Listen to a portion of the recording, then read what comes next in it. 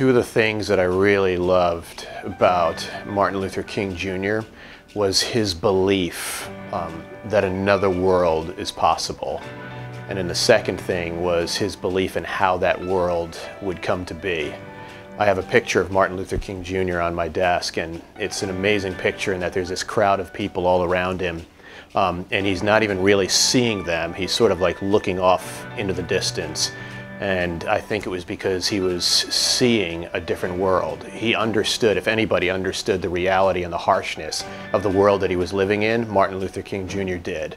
But he also believed that another world was possible. And I love those pictures. Even in his famous speech, "I Have a Dream," there are moments that he looks off into the distance, and I believe that he's seeing that world. Even as an organization, there's been people that have said, hey, do you think maybe it's a little naive or idealistic that you believe that, that modern day slavery can end? And I don't think it's idealistic. I don't think it's naive. I think it's audacious. And I love that about Martin Luther King Jr. He was a person of audacity to believe another world was possible, even in the face of a harsh reality.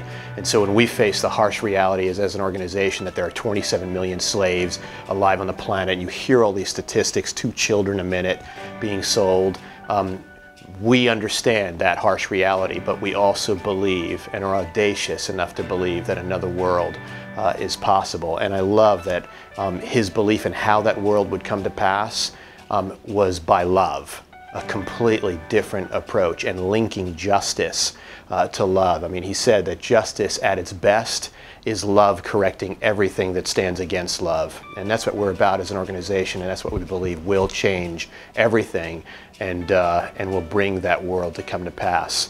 And I love when Martin Luther King Jr. quotes the prophet Amos when he says, "No, we are not satisfied, and we will not be satisfied until justice rolls down like waters and righteousness like a mighty stream." And we're in that boat, and we hope you're in that boat as well, that you will not be satisfied until we see justice for children.